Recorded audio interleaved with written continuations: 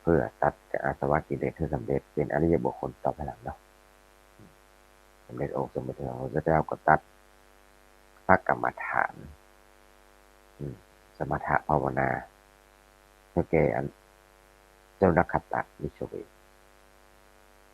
พระเจ้าสุนัขขัตตวิชวีก็ได้สำเร็จละสำเร็จฌานได้บรรลุสมถะนะบรรลุฌานบรรลุทิพจักขุอภิญญาอย่างรวดเร็วเรื่องมาคืออันนี้ก็เพราะ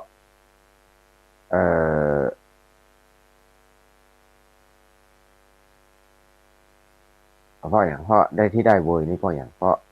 พระพุทธเจ้าก็มีอุบายนะประทานอุบายวิธีอันถูกต้องวิธีนี้เมื่อได้สำเร็จทิพจักขุอภิญญาก็มีดวงตาทิพย์นี่นะมีดวงตาทิพย์สามารถที่จะแลเห็นสิ่งต่างๆในเทวโลกพรหมโลกเป็นต้นนอกเหนือจากวิสัยของคนธรรมดาสามัญที่จะหูหันได้นะซึ่งนักกาตาลิชวีพิสุไม่ก็ดีใจนะมีตาทิพย์เนาะมีความเคารพดลใจในพระผู้มีพระเจ้าเป็นอันมากหวังใจไว้ว่าจักปฏิบัติตามศาสนธรรมคำสอนขององค์สมเด็จพระสัมพุทธเจ้ามาถึงที่สุดเต้าที่จะบรรลุถึงโลกุตละภูมิโลกุตละธรรมนะอันนี้ได้โลกิยะอยู่นะมีตาทิพย์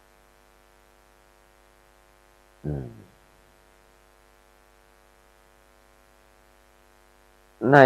ต่อมาเนี่ยในขณะที่ค่อยบรรลุอภิญญาระดับต่อไปเมาะคือค่อยได้ทิพะโสตเมาะค่อยได้หูทิพนี่เนาะค่อยได้โสตอภิญญาเสียก่อนจึงเข้าไปเฝ้าแต่ที่มีได้ตาทิพย์แล้วนะไม่ได้ค่อยได้หูทิพย์แล้วเลยไปเฝ้าสมเด็จองค์สมเด็จสัมมาสัมพุทธเจ้าแห่ทูลขอกรรมฐานเพื่อจะบริกรรมภาวนาให้ได้หันเมื่อมีหูทิพย์องค์สมเด็จพระสัมมาสัมพุทธเจ้าก็ประทานบริกรรมภาวนาจากที่สุนัขตะลิชวีขอแต่ป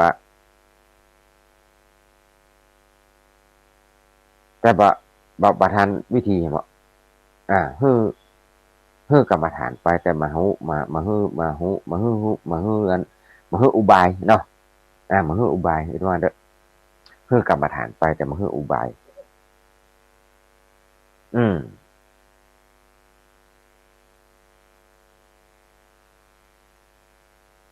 แล้วอย่างพระองค์มาทรงประทานอุบายวิธีคือเกิดทิพประโสตหรือว่าหูทิพแก่สุนัขตะลิชวีก็เพราะว่าสมเด็จพระสัมมาสัมพุทธเจ้าพระองค์ทรงทราบว่ามันมีพูดถึงว่ามีอุปรีอุปีรกกรรมมาเบียดเบียนพอจะหันหูทิพย์มันจะมาเบียดเบียนที่เจ้าเนี่ยเพราะว่าสุนัขตะลิชวีเนี่ยได้จัดปังก่อนได้เคยตบ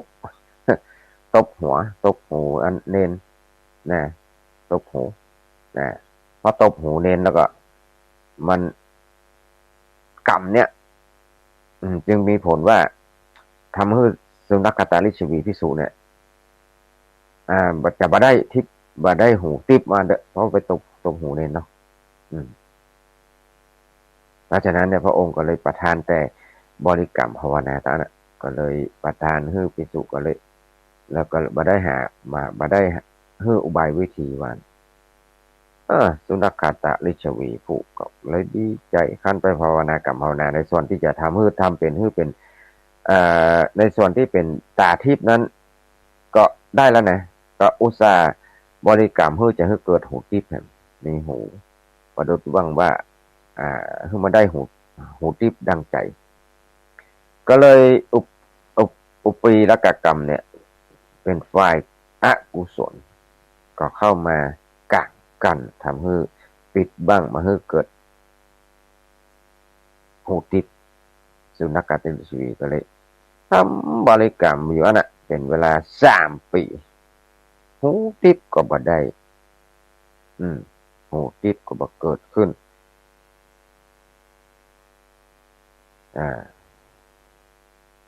ในที่สุดก็เขาเรียกว่าอุปริรกกรรมเนี่ยก็เลยเป็นฝ่ายอกุศลกับพันเข้ามาในโดนจิตฟ้าเพื่อเขาคิดวิปริตนั่นแหละว่านี่มันเป็นเพราะไอ้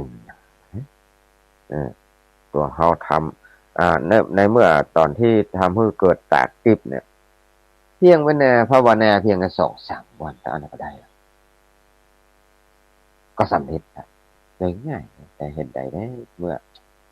เราอยากจะปรารถนาได้หูติบสู้อุตสาห์บำเพ็ญอยู่เวลา3 ปีก็ไม่ได้มันมีดีเบี้ยวที่จะบังเกิดขึ้นเลยสมเด็จพระสัมมาสัมพุทธเจ้าจะว่าจะมีความรู้มีเพียงที่ละกาแน่มันนี่แหละมันคือนี่แหละฮะสุนัขตาลิชวีอ่ะพุทธเจ้าให้มีความรู้ดีละกันนี่เนี่ยนึกอะไรมาสอนคงมันมีความรู้เรื่องทิพย์ประโสดแล้วกันตามที่บอกคือภาวนาละอย่าไปว่าพระพุทธเจ้าละอะไรเพราะว่ามันนี่มันเป็นโลกียะมันเสื่อมได้แล้วพวกเรา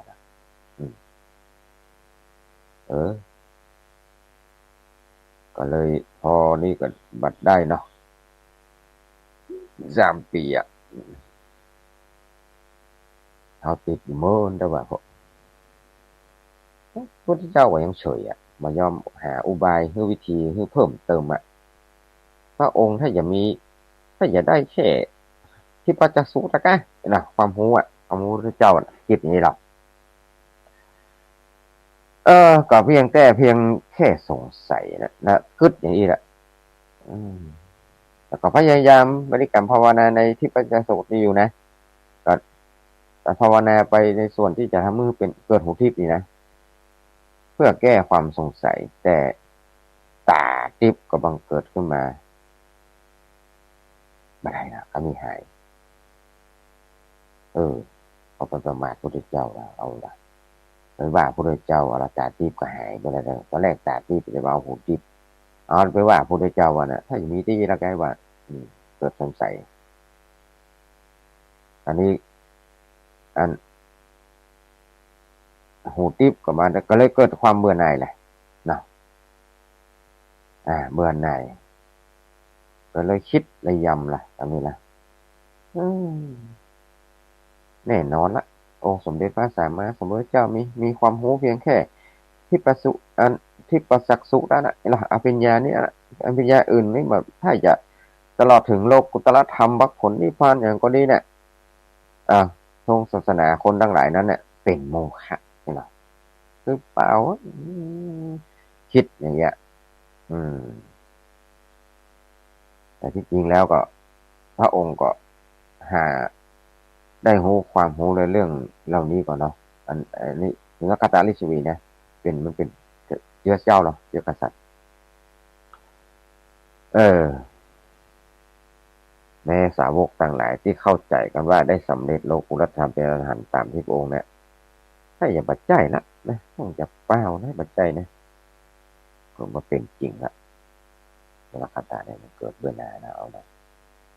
พอหันตาทิพย์ละหูทิพย์มาได้ก็เลยว่าพระพุทธเจ้าละกันเนี่ยตัวเก้ามาได้เนาะมีกรรมเป็นนักตาลิชวีมีกรรมก็เลยไปอยู่ละถ้าจะมีตีละพระพุทธเจ้าถ้ามีความรู้ตีก็หนีละจะยุ่งหยั่งนะไปแล้ววะมันมีประโยชน์นะอยู่ศาสนานี่มีประโยชน์ก็ไปวะสุนัขตาลิชวีก็เลยผู้มีกรรมเนี่ยก็เลยคิดอย่างนี้ก็เลยออกจากอันซิกออกไปแหละนะซิกลาครับเนี่ยแล้วก็บอกคืนกล่าวคืนลาสิกขาบอกคืนกล่าวกำลาพระรัตนตรัยข้าพระเจ้าขอลาซึ่งเสื้อข้าพเจ้าขอลาเสียซึ่งพระพุทธเจ้าพระธรรมพระสงฆ์ขอลาสิกขามาเนาะขอพระสงฆ์จงไว้เถิดว่าข้าพเจ้านี่เป็นว่าข้าพเจ้านี้ไม่ได้ปฏิบัติในพุทธศาสนานี้อีกแล้วจ จะขอเป็นคฤหัสถ์ไปปฏิบัติภายนอกพระศาสนาซีกเอาไปนอกศาสนาเนี่ยมั่นใจบนเลยสุนัขกตาลิชวีในขั้นลาสิกขาแล้วก็เที่ยวสิบเสาะหาแสวงหาศาสดาที่อื่นในที่สุดก็ได้เข้าสู่สำนักของอะไรอย่างก็ของนิครนนาถบุตรนิครนนาถบุตรซึ่งเป็นเดรัจฉีภายนอกศาสนาในภายนอกพุทธศาสนานะเกิดมิจฉาทิฏฐิในดวงจิตครั้นสิ้นชีวิตแล้วก็ไปบังเกิดในนรกนะก็ไม่ได้ว่ากำหนดว่าจะพ้นทุกข์บันไดอันนี้ก็เป็นพระอำนาจแห่งกรรมตกเก่าที่เป็นฝ่ายอกุศลเข้ามาเบียดเบียนตกเก่าตอนแรกจัดนะเข้ามาพอหานตาทิพย์หูทิพย์มาได้สงสัยว่าพุทธเจ้าเป็นคนอับโชคนะคนเฮาเนี่ยบางทีเนี่ยเขาถ้าจะมีกรรมพันกรรมนี้เนี่ยจะไปน้อยใจตัวเก่าเนี่ยบางทีฮะโชคของนี้นะอะไรก็ได้นะว่าคนนั้นก็ได้คนนี้ก็ได้ครูบาอาจารย์คนนั้นมาสอนอย่างนี้เนี่ยบางทีปัญหากรรมเขาเนี่ยมันเป็นอุปกรรมเขาละอุปริกรรมเขากรรมมาเบียดเบียนกรรมมาตัดรอนเขาเนี่ยมันเป็นอย่างนั้นท่านทั้งหลายผู้ฟังผู้มีสติปัญญาว่าอุปริกรรมคือกรรมที่มันเป็นฝ่ายอกุศลว่าเนี่ยอุปริกรรมเป็นฝ่ายอกุศลมาเบียดเบียนมาทำลายมาฮื้อมาเลือกเนอะมันถ้ามันเข้ามาแล้วเนี่ยกรรมทั้งหลายเนี่ยมาเลือกว่าได้จะทรงวิเศษสูงเพียงใดก็ตามมีกรรมหมดพระพุทธเจ้ายังเจอนะพระพุทธเจ้ายังได้รับกรรมนะอยากกินน้ำก็ไม่ได้กินอยากพระโมคคัลลานะเนี่ยก็ยังโดนบุบโดนบุบตายมีฤทธิ์ที่สุดเนี่ยนั่นเองเนี่ยพ้นก็มาพ้นมาบอกว่าภายเนี่ยต้องมีกรรมเดี๋ยวเพราะนั้นเราจะไปน้อยใจว่าคนเรานี่เรายังไม่กรรมนักแต่นักว่าน้อยอกน้อยใจว่ากรรมมากระตัดร้อนบางทีมันเป็นกรรมของเราเองก็มีนะที่เราเคยทำไว้ฉะนั้นเราต้องเข้าใจว่าคนเราเนี่ยมันเป็นกรรมเนาะมีกรรมเป็นของตนมีกรรมอย่างนี้จะไปคิดว่าพุทธศาสนาพระเจ้ายังช่วยบ่ได้พระธรรมยังช่วยบ่ได้นะจะเพื่อมันอยากให้มันพ้นเนี่ยมันทำบ่ได้เพราะว่าพุทธเจ้าบอกว่าล่ะพุทธเจ้าแก้บ่ได้ไงพุทธเจ้าว่ากรรมนี้กรรมใครกรรมมันเนี่ยใครทำอะไรกับทำคนนั้นต้องได้รับผลนั้นแก้บ่ได้เลยพุทธเจ้าไม่พุทธเจ้าแก้บ่ได้ต้องรับกรรมอันนั้นเหมือนกันทุกคนมันเป็นอย่างนะมันเป็นอย่างหรือว่าบางทีเอาไปว่ามีการวิธีการแก้กรรมแก้เกิมเนี่ยต่างๆต่างๆทุกเจ้านะมันเป็นไปได้เลยคณะทาเนี่ยไปแก้กรรมต้องจ่ายกรรมกันต้องชดใช้กรรมไปแก้กรรมมาได้นอกจากเขาจะทำจะใดให้มันกรรมนี่มันโตยเขาบัดตันนะเขาโตยบัดตันทำความดีที่ให้มันโตยบัดตันนะพอมันโตยบัดตันมันจะกลายเป็นอโหสิกรรมนะอโหสิกรรมเพื่อกันไงต้องทำความดีนักๆกันเด้อนะแต่ผลสุดท้ายเมื่อได้บรรลุธรรมได้เป็นเข้าใจเรื่องกรรมนะครับอย่างเป็นพระอรหันต์เป็นต้นเนี่ยพระอรหันต์พ้นหูกรรมมาอยากให้กรรมนี่มันหายไปคือมันเป็นผลตอบสนองของกรรมมันจะทำให้เกิดว่าจะได้ก็คือมันกรรมนี่มันหมดมันเสี่ยงไปเนี่ยมันพ้นไปเนี่ยพ้นก็ยังยอมรับกรรมที่ตกเก่าทำที่เคยทำไว้คือมันเป็นผลของมันคือมันคนเฮาทั้งหลายคือเฮาด้วยเฮาทั้งหลายแม้แต่พระอรหันต์แม้แต่องค์สมเด็จพระสัมมาสัมพุทธเจ้ายังคงต้องได้รับกรรมที่เคยทำมันมีใครสามารถที่จะพ้นได้เมื่อมันเป็นตัวอย่างแต่ความจริงแล้วจะเป็นอโหสิกรรมก็ได้นะ ว่าตามแต่ว่ามันจะทำให้คนเรามีความอยากมากเกินไปพออยากมากเกินไปมันอยากจะพ้นครับมันก็เลยจะทำให้บางทีมันอาจจะทำให้คนเรามีจิตวิปริตไปได้คนเราก็ได้ว่านะจะไปจะไปนึกถึงเรื่องกรรมไปอู้ถึงเรื่องดวงดาวเนี่ยพุทธเจ้ามันเกินวิสัยของมนุษย์มันบ้าได้พอบ้าแล้วสติไปอยู่แล้วเอาจบข่าวจบข่าวมาหูมาหันทำสักอย่างอ่ะมันรับรู้ละคนบ้าแล้วมองว่าโอ้ยอันนั้นเนาะเนี่ย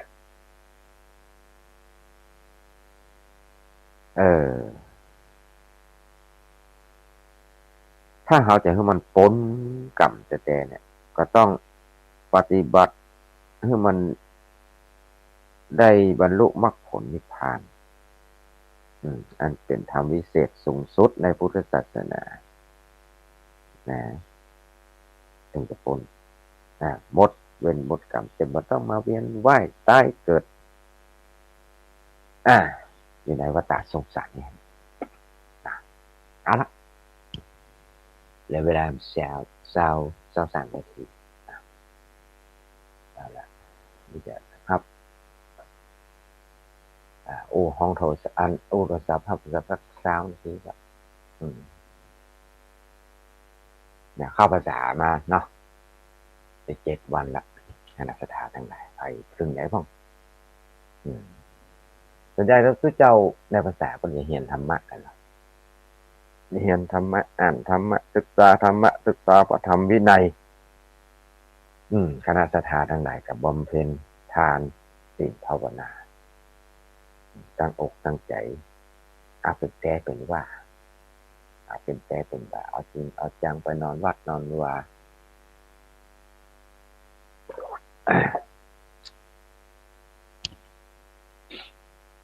ตั้งอกตั้งใจเนอะคณะสถานตั้งใจแต่ก่อนซะปีไหนแค่3 เดือนไปเนี่ย7 ปีไหนไปเนี่ย3 เดือนเดือนไหนไปเนี่ยกี่เตื้อ4 เตื้อวัน8 ค่ำนะวัน1 คืน 1คือศีล 5 ศีล 8หรอกคืน15 ค่ำแรมขึ้นแรม8 ค่ำแรม15 ค่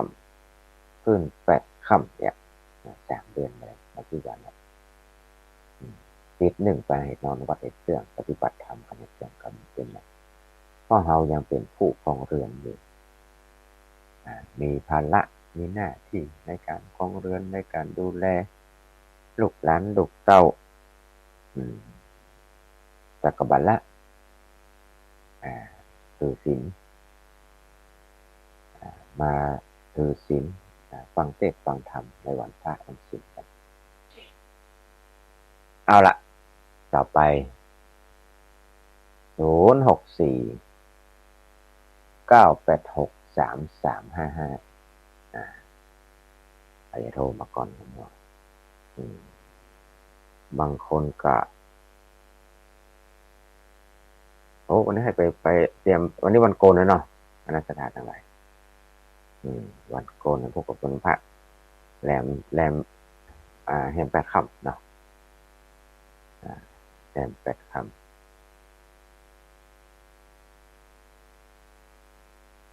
7 วันเหลือแหม2 เดือน2 เดือนกันแต่2 เดือนไปเลยมา7 วันไปเลยเปิดกองแห่ออกเลยออกกระแสเนาะ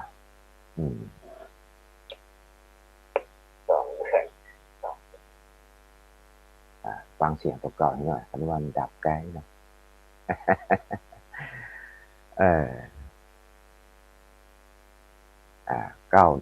919ในสงสัยจะเป็นแม่แม่สุขเกี้ยวศรีลาภรณ์แน่นอนนะเจริญพรเจ้ากับพระศาเจ้าทุรู้นะเราจำได้ละแม่สุเกี้ยวศรีลาภรณ์สิทธิ์แม่ห้องละปุ่นเนอแน่นอนกันโอ้ในความจ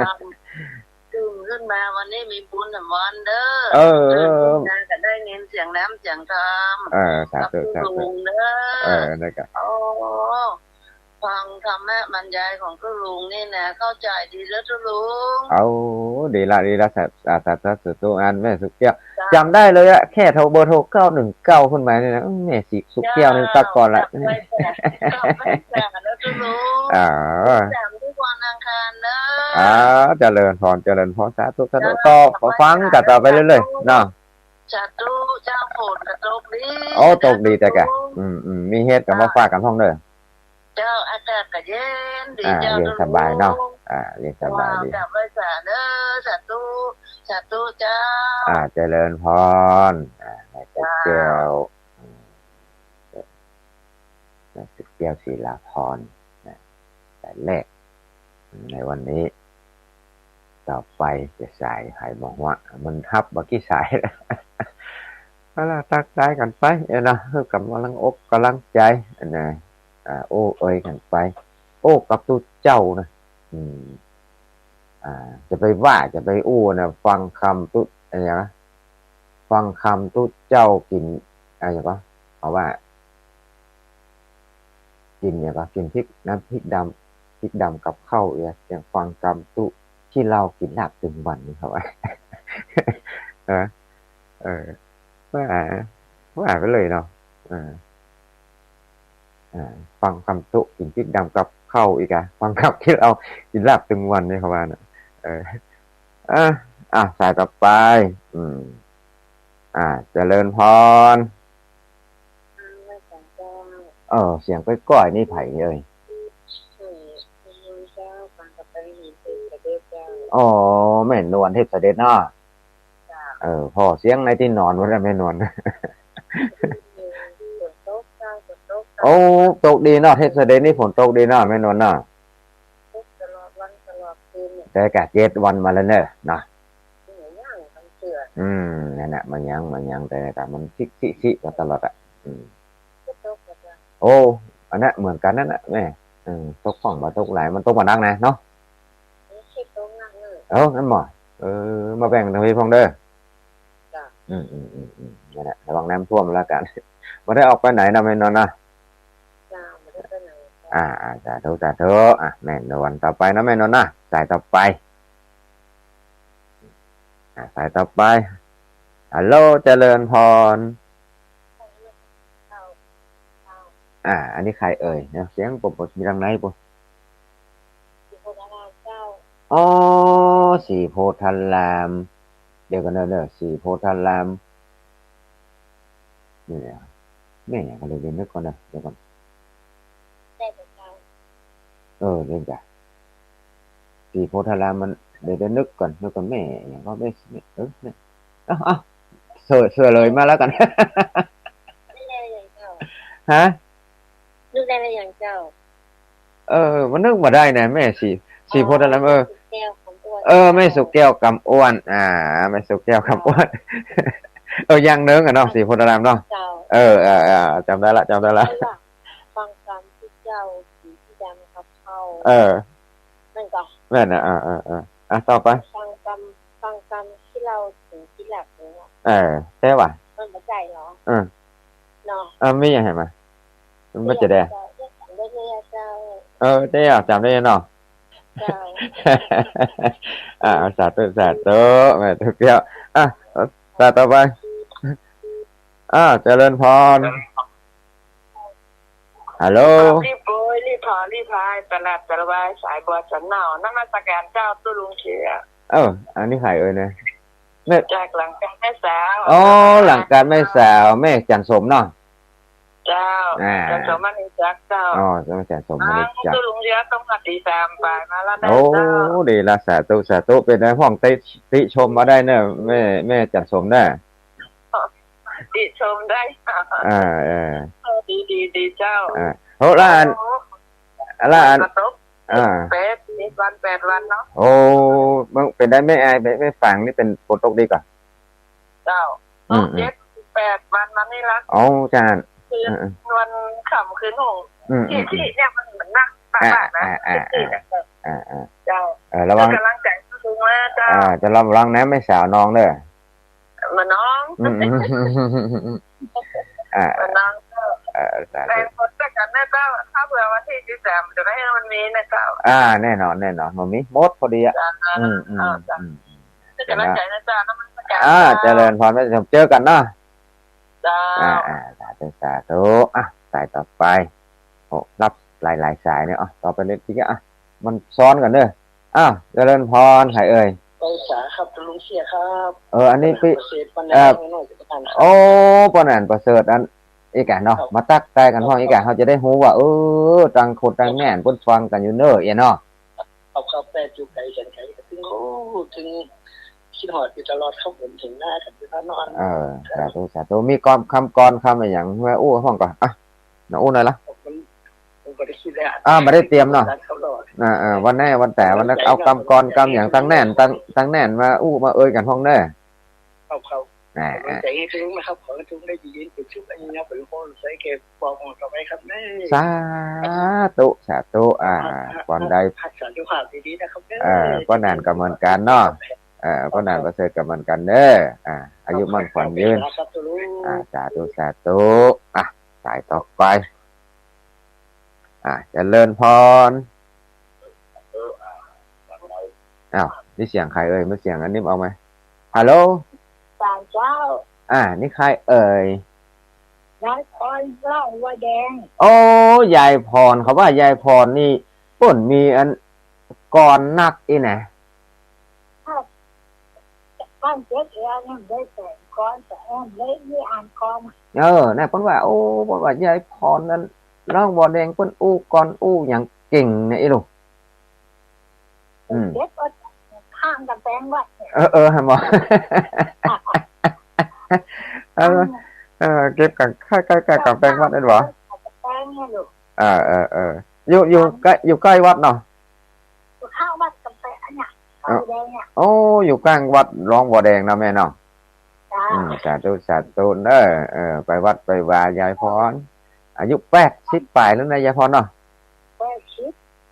80พอดีไปวัดไปวายหมอก็ก่อยไปแกแม่อยู่ใกล้เนาะมันจะไกลลูกเจอไป2 แก้วก็ถึงแล้วนี่น่ะยายพรอายุได้สัก100ปลายเนอะ100แซวเหรอละ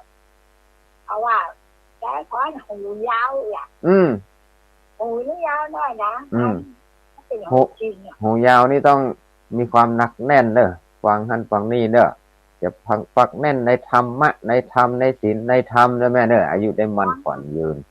เจ้านะคุณหลวงปู่วันนี้นั่นแหละวันนั้นว่าก่อนวันนั้นว่าเดี๋ยวก็ยายพรว่าฟังตั้งแต่ตู้ลุงอะไรก็ตู้ลุงท่านพระครูชาติบัดไปเจ็ดทีเดินอย่างวันหน้าเหมือนเนื้อมันมาปูนไปแล้วว่าร้านหนองเนื้อรักมันชาวบ้านไม่รู้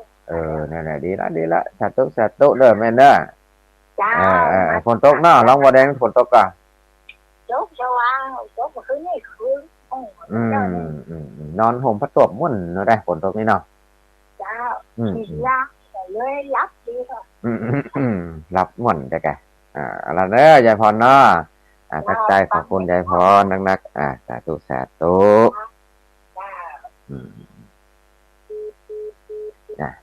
ครับปฏิกิริยามันสายซ้อนกันตะกี้ภายมัวโทรมานะมันซ้อนกันกับบ่ว่ากันเนาะมาโคดกันมันฮับไผก่อนกับบ่ฮู้ว่ามันซ้อนกันแต่ยึบเป็นแยบน่ะกดใต้ไผกับคนนั้นละเนาะจกไผจกมันดวงไผดวงมันกันแล้วกันเด้ออันนั้นจะได้ต่อมาก็ว่าผมก็แจ้งว่ากันแล้วเนาะเอาแต่เลือกก็บ่ได้สุ่มว่าได้แกแต่เพิ่นระบบสุ่มหรออย่างคนเฮามันแต่งหวยนะเนาะจะถูกไผนี่กันเนาะกินน้ำอุ่นอันที่เพิ่นว่าเนี่ยเดี๋ยวนี้เตรียมน้ำอุ่นมาตัวยกินน้ำอุ่นดีการวัดเนาะคณะสถานทั้งหลายกำลังกันช่วงนี้ก็คือดูแลรักษาสุขภาพร่างกายกันเนี่ยคือดี ก็มันก็เปิงเหมือนกันนะมันเปิงกับอันหน้าฝนเนาะมันเปิงกับหน้าฝนเข้าภาษามันธรรมดานะมันธรรมดาฝนตกฝนทำมันถ้าฝนมาตกเนอะฝนก็ไปเนี้ยได้เนี้ยไอ้นาที่มันจะรอน้ำฝนก็มันก็จะอาจจะรอน้ำฝนนั่นแหละเนาะอาจจะได้ปลูกข้าวปลูกน้ำกันปลูกข้าวปลูกกล้ากันลงกล้าลงดำนากันแต่หมูอันที่เก็บลำไยนี่บอกใครชอบไปไหนเนาะเก็บลำไยเจ๊มันม่วนนะฮับสายแหมหนึ่งสายเจริญพรกระสาเจ้าตัวลุงแม่เพนคุณสู้ชีวิตตัดยางเด้อโอ้แม่เพนวังอยู่แล้วแม่เพนนี่กันประจำนะสบายมากแม่เพนนี่แต่จ้างนี่นายเวียงหนองร่องนี่ไปเลยจ้าชัดเจนนี่เด้อชัดเจนเนาะวันนี้จะวันเขาว่าแม่เพนนั้นมีกรมีอย่างนักอีโลลองว่าเหตุกันมั้ยแสงควายสว่างตาเด้อค่ะฮะว่าสาก็เนาะว่าก็เนาะแสงไฟสว่างตาแสงธรรมะสว่างใจสว่างตาด้วยแสงไฟสว่างใจด้วยแสงธรรมเจ้า